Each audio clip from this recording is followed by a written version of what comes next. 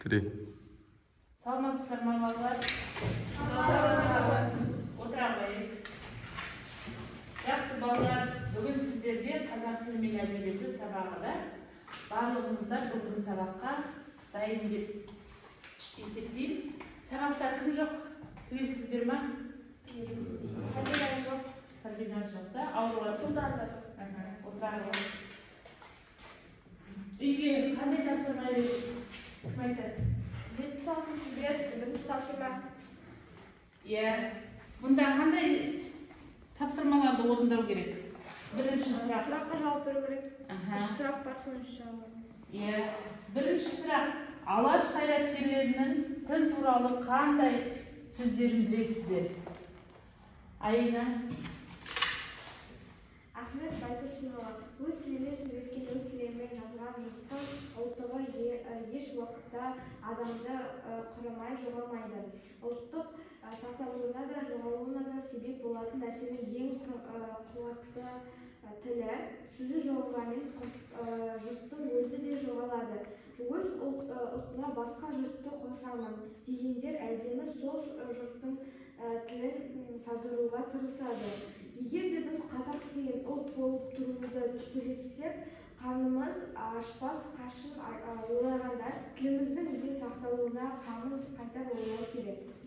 Отыра қойып. Тағы Диана.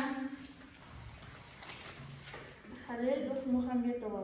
Мәдениетіміздің негізгі білімге тіл арқылы жетіледі.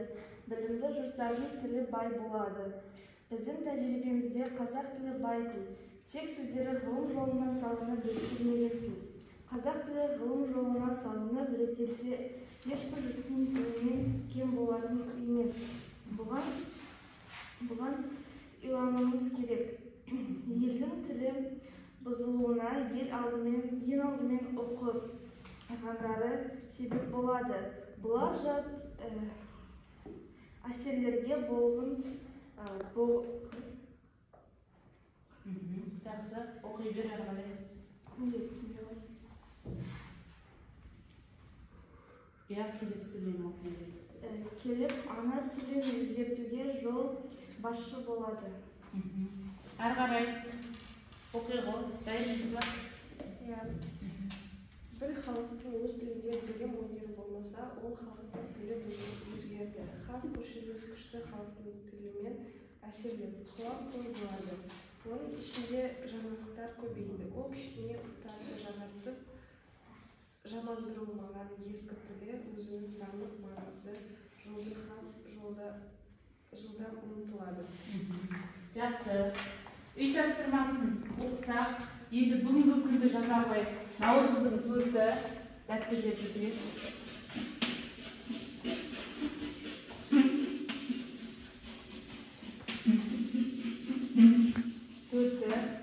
Кітабымыздағы 76-шы бетті ашып, алаш қайраткерлері тіл мәселесі туралы жаза қойып. Алаш қайраткерлері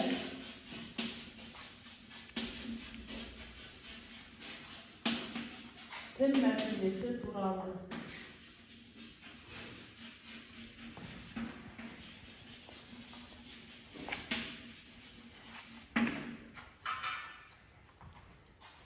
Дәптерімізде жазып алсақ, алаш қайраткерлерінің тіл мәселесі туралы айтылған видеороликке назар аударайық. Енді оқушылар ойланыңыздар. Алаш қайраткерлері мына сөздермен не туралы айтқан? Ана тілін жақтырып, бөтенше жақсы сөйлесең, бұл сүйініш. Ана тілін білмей тұрып, бөтенше сөйлесең, бұл күйініш. Өз тілін білмей тұрып, жат тілге еліктей беру зор қате. Бұл оқығандардың һәм оқушылардың есінен шықпауы керек. Халел Досмұхамбетұлы. Ең әуелі ана тілі қажет. Егер ана тілін білмесең, сен ол ұлттың баласы емессің. Ана тілін білмей тұрып, ұлт білімін ала алмайсың. Ұлт білімі болмаса, әдебиеттің болмайтындығы өзі белгілі. Әдебиеті жоқ ұлттың өнері де өршімейді. Ұмытпаңыз, Өзімізді басқа ұқсас халықтан айыратын белгіміз болған ана тілімізді білсек қана осы мақсаттарға жетпекпіз. Құмар Қараш. Қазақ тілін іске асыратын болсақ, қазақ әдебиетін күшейтеміз десек, ең алдымен істің санын салмақтамай, сапасын ескеруіміз керек. Ол үшін қазақша деп жазылған сөздердің әлгі кемшілігін құрту керек. Оны құрту үшін әуелі бұл кемшіліктің қандай екенін білу керек. Міржақып Дулатұлы. Оқушылар, ойландыңыздар ма? Ойланып болсаңыздар, бұл сұрақтың жауабы ұлтты сақтау жолындағы ана тілінің орнын рөлін түсіну, оны сақтауға жауапкершілік. Олай болса, сабағымызды жалғастырамыз. Бүгінгі сабақта кездесетін жаңа сөздермен танысыңыздар. Қайраткер, қоғамдық қызметкер, саясатқа белсене қатысушы адам. Ұлылық. Жақсы балалар, видеороликтен көргендей, біздің бүгінгі кітабымызда кездесетін жаңа сөздер. Бірінші, қайраткер деген сөз, қоғамдық қызметке, саясатқа белсене қатысушы адамды қайраткер деп атайды. Ұлылық, ұлыға тән қасиет, құдіреттілік, ұлықтылық деген мағынаны білдіреді. Жоғалу, жойылу, құру, біту деген мағынаны. Тырысу, бір істі тындыруға әрекеттену, тырмысу. Жүйесі, жөн, рет, тәртіп деген. Осы жаңа сөздердің кітабымызда кездеседі, дәптерлерімізге жазып алайық. Тақтада көрсетіп тұрған жаңа сөздерді.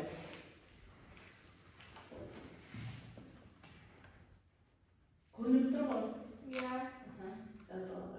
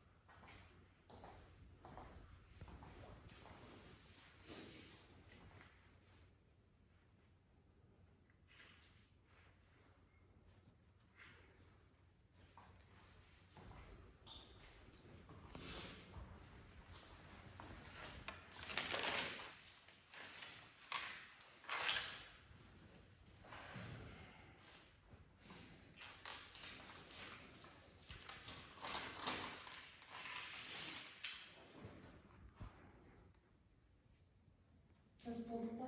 Иә.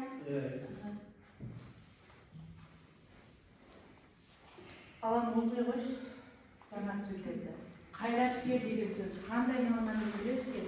Қайраткер қоғамдық қызмет, саясаттық белсен қатысушы Саясатқа белсене қатысушы адамды айтады. Отыра ғой. Екінші, ұлылық дегенді Таймас оқи ғой. Ұлылық. Жаздың ба дәптеріңе? Енді жазып ал шеш. Оқи ғой. Ұлылық екінші. Ұлыға тән қасиет. Құдіреттілік. Ұлықтық деген мағынаны білдіреді. Отыра ғой. Диана, келесі жоғалу деген сөз. Жойылу, құру, Біту деген мағынаны білдіреді. Отыра ғой. Айна, тырысу. Бір істі тындыруға әрекеттену, тырысу. Отыра ғой. Келесі жүйесі. Елназ оқи ғой. Жүйесі. Жөн, рет, тәртіп деген мағынаны білдіреді. Рахмет. Келесі. Сіздерде екінші тапсырмада кестеге қара дейді. Осы осы терминдердің қайсысы бүгінгі сабақтың тақырыбына сай келеді дейді. Тіл, мәдениет, экономика дейді. Біздер бүгінгі сабақта алаш қайраткерлерінің не туралы айтқанын түсініп отырмыз. Тіл туралы ма, мәдениет туралы ма, экономика туралы ма? Тіл туралы, дұрыс. Тіл туралы айтқан сөздермен қандай қасиетті сөздері бар, осы тіл мәселесі туралы қазақ тілінің мәртебесінің көтерілуіне байланысты. Келесі, 5-ші тапсырма. 20 ғасырдың басында дербес ел болу саясатын көтерген алаш қайраткерлерінің басты мақсаттарының бірі автономиялық басқару жүйесіндегі мемлекеттік құрылыс болса, екіншісі мемлекеттік тіл саясат еді. Ұлтты сақтау жолындағы ана тілінің орны мен рөлін түсіну, оны сақтауға деген үлкен жауапкершілік еді. Осы жауапкершілікте Ахмет Байтұрсынұлын, Ғұмар Қараш, Қалел Досмұхамбетұлы, Міржақ Дулатұлыны атап өтуге болады. Ахмет Байтұрсынұлы өзінің еңбегінде оқу құралының ең ұлығы бала оқытатын кітап дейді. Осы Ахмет Байтұрсынұлының, Ғұмар Қараштың, Қалел Досмұхамбетұлы, Міржақ Дулатовтың еңбектерімен, айтқан сөздерімен танысып, 5-ші тапсырмадағы тапсырманы орындай қояйық.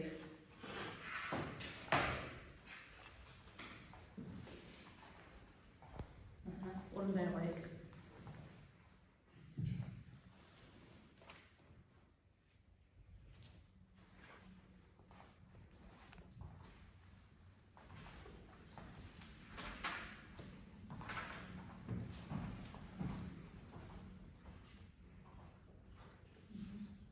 Uštím,